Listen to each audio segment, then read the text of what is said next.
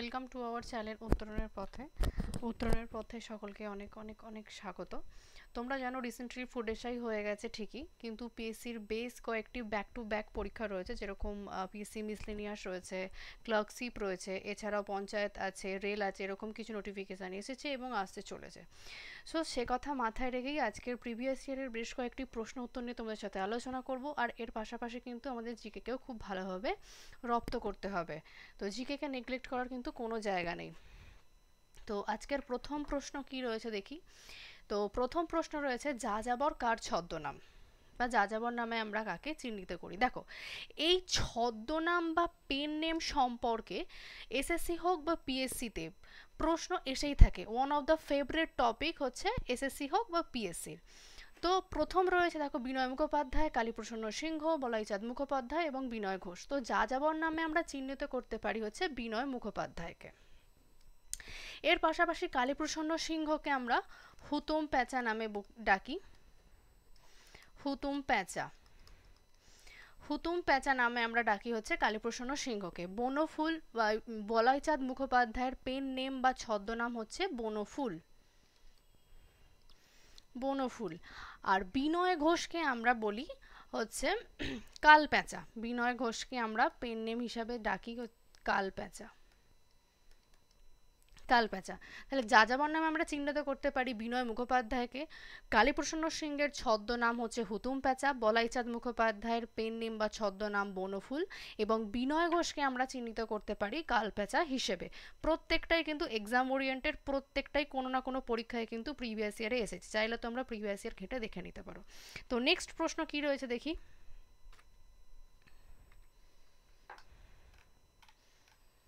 Next প্রশ্ন রয়েছে নিচের কোন জোড়াটি সঠিক নয়। প্রশ্নগুলো খুব ভালোভাবে পড়বে।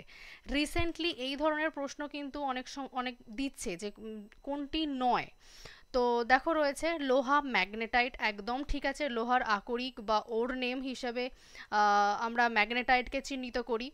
তামা চালকোপাইরাইট, এটা চালকোপাইরাইট হবে, চালকোপাইরাইট তামা, একদম ঠিক রয়েছে এটা। অ্যালুমিনিয়াম বক্সাইড হতে পারে, তারপর তোমার গিবসাইড হতে পারে, এগুলো হচ্ছে অ্যালুমিনিয়ামের আকরিক। কিন্তু এখানে দেখো রয়েছে জিঙ্কের আকরিক কিন্তু পাইরোলুসাইড না, জিঙ্কের আকরিকের নাম কিন্তু পাইরোলুসাইড না, এইখানেই রয়েছে ভুলটা। তাহলে জিঙ্কের আকরিকের নাম কি ম্যাডাম? জিঙ্কের আকরিকের নাম হচ্ছে ক্যালামাইন, এখানে লিখছি ক্যালামাইন।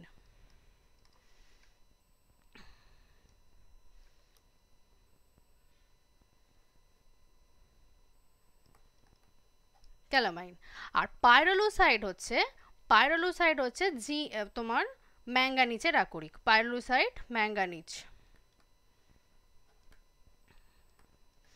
বুঝতে পারলে এখান থেকে? তাহলে জিঙ্কের আকরিক আমরা কি পেলাম? ক্যালামাইন, এবং ম্যাঙ্গানিজের আকরিকের নাম হচ্ছে পাইরোলুসাইড। বাদ বাকি উপরে সমস্তটা ঠিক রয়েছে। লোহা ম্যাগনেটাইট, তামা চালকোপাইরাইট, এবং অ্যালুমিনিয়াম বক্সাইড গিবসাইড, এবং ভুলটা যেখানে রয়েছে সেটা হচ্ছে জিঙ্ক, যেটি হবে ক্যালামাইন, আর পাইরোলুসাইড ম্যাঙ্গানিজ। ঠিক আছে, নেক্সট প্রশ্ন কি রয়েছে দেখি। নেক্সট রয়েছে ভূমি সংস্কার সম্পর্কিত বিষয়টি কোন তপশিলের সঙ্গে যুক্ত রয়েছে। ভূমি সংস্কার সম্পর্কিত বিষয়টি রয়েছে যুক্ত আমাদের নবম তপশিলে। কত নম্বর তপশিলে? নবম তপশিলে। তাহলে অষ্টম তপশিলে কি রয়েছে? অষ্টম তপশিলে রয়েছে আমাদের ভাষা বা ল্যাঙ্গুয়েজ। প্রশ্ন এটা আসে যে অ্যাট প্রেজেন্ট বর্তমানে আমাদের অফিসিয়াল ল্যাঙ্গুয়েজ কটা? বর্তমানে রয়েছে 22টি। অ্যাট প্রেজেন্ট অফিসিয়াল ল্যাঙ্গুয়েজের সংখ্যা হচ্ছে 22টি। আগে কতগুলো ছিল? আগে ছিল 14টি। বর্তমানে কটি? না 22টি। এই প্রশ্নটা কিন্তু পরীক্ষায় আসে। চতুর্থ তপশিলে আমরা কি পাই? না চতুর্থ তপশিলে আমরা যেটা পাই সেটা হচ্ছে তোমার রাজ্যসভার সিট অ্যালোকেশন সম্পর্কে আমরা জানতে পারি চতুর্থ তপশিলে। দশম তপশিলে কি রয়েছে? একটা ভীষণ ইম্পর্টেন্ট তপশিল বা শিডিউল, তোমরা কমেন্ট করে জানাইও। নেক্সট পরের প্রশ্ন কি রয়েছে দেখি। পরের প্রশ্ন রয়েছে ভারতের সুপ্রিম কোর্ট কবে প্রতিষ্ঠা হয়। কম বেশি অনেক পরীক্ষাতেই তোমরা এই প্রশ্নটা দেখে থাকবে যে সুপ্রিম কোর্ট কবে প্রতিষ্ঠা হয়েছিল। সুপ্রিম কোর্ট প্রতিষ্ঠা হয়েছিল 1950 সালে। 1950 সালে হয়েছিল সুপ্রিম কোর্ট প্রতিষ্ঠা। তাহলে 1935 সালে কি হয়েছিল না, 1935 সালে হয়েছিল আরবিআই, রিজার্ভ ব্যাংক অফ ইন্ডিয়ার প্রতিষ্ঠা। আর আরেকটা যেটা আসে 1949 হয়েছিল জাতীয়করণ বা ন্যাশনালাইজেশন, জাতীয়করণ। আরেকটা যেটা হচ্ছে লেখো এসবিআই। এসবিআই এর প্রতিষ্ঠা সাল কবে? 1955 সালে হয়েছিল এসবিআই এস্টাবলিশড। 1951 সালকে আমরা কি হিসাবে মনে রাখতে পারি? 1951 সালকে আমরা মনে রাখতে পারি যে প্রথম পঞ্চবার্ষিকী পরিকল্পনা, যেটা 1951 থেকে 56 পর্যন্ত হয়েছিল এবং যেটি হ্যারোড-রবার্ট মডেলের ওপরে গঠন করা হয়েছিল, বা এখানের প্রধান লক্ষ্য ছিল কৃষি। তো এইটুকুই আমরা এইভাবে মনে রাখতে পারি, যার প্রধান উদ্দেশ্য বা প্রধান ভিত্তি ছিল কি? কৃষি। নেক্সট প্রশ্ন কি রয়েছে দেখো। নেক্সট প্রশ্ন রয়েছে ইউনিফর্ম সিভিল কোড। ভীষণ ইম্পর্টেন্ট একটি কোয়েশ্চেন। ইউনিফর্ম সিভিল কোড হচ্ছে আমরা যেটা বুঝি যে আর্টিকেলটি, সেটি হলো 44 বা 44 নম্বর আর্টিকেল হচ্ছে ইউনিফর্ম সিভিল কোড।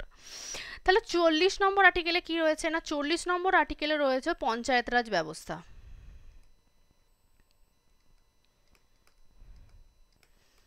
পঞ্চায়েত রাজ ব্যবস্থা কোথায় হয়েছিল? এটি রাজস্থানে প্রথম হয়েছিল। রাজস্থানের নাগর ডিস্ট্রিক্টে এটি প্রথম হয়েছিল। এইটি মানে এই ব্যবস্থাটি প্রথম চালু হয়েছিল। এটাও অনেক সময় পরীক্ষায় প্রশ্ন আসে যে পঞ্চায়েত রাজ ব্যবস্থা কোন রাজ্যে দেখা গিয়েছিল, বা সেই রাজ্যের ডিস্ট্রিক্টের নামটাও জানতে চায়। আর্টিকেল 51 ইন্টারন্যাশনাল পিস, শান্তি। আর আর্টিকেল 36 কি রয়েছে? ডিপিএসপি। আর্টিকেল 36 এ রয়েছে ডিপিএসপি।